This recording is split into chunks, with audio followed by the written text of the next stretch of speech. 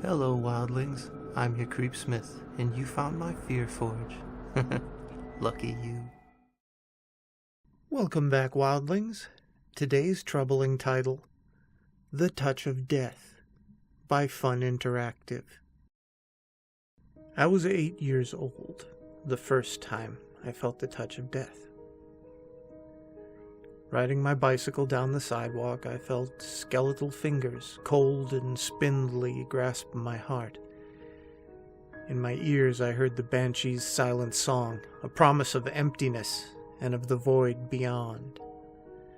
Terrified, I stopped immediately, nearly falling off my bike, only to see a truck zip past me, missing me by less than a yard, and crash headfirst into a flower shop.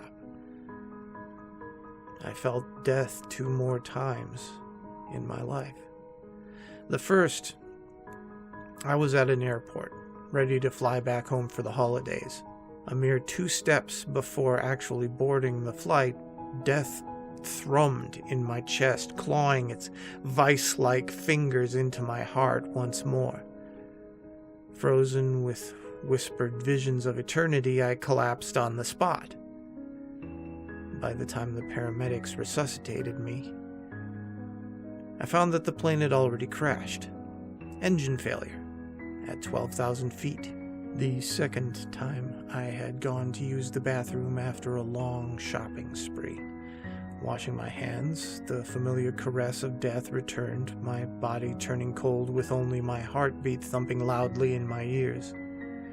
I reached out for the mirror, but froze in place before I touched it.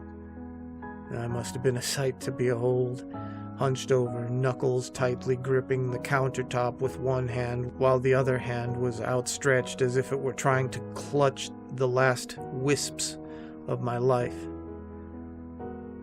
After I recovered, I learned that I had dodged a shooting in the mall outside, actually less than 12 yards away from where I'd stood. Once again, the touch of death had saved me. I've read once that people become fearless after a close brush with death.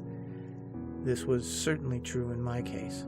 I took up rock climbing, skydiving, water skiing, a dozen other dangerous hobbies. It was exhilarating, the confidence from having felt death and survived it. It made me free and careless. If anything, that was my downfall. Strolling through a desolate park at midnight, I felt a blunt force strike me in the back of the head, and then nothing. When I came to, I was chained to a wall. A man, my kidnapper, loomed with his back to me, heating up a rusty saw until the teeth were glowing red.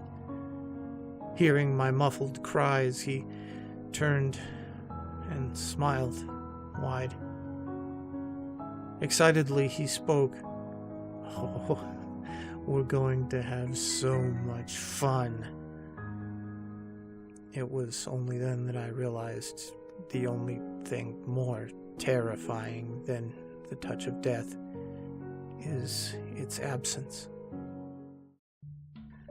Well, kids, here's hoping you don't get the attention of either a supernatural entity or a serial killer. Stay scary, wildlings, and make the most of your nights.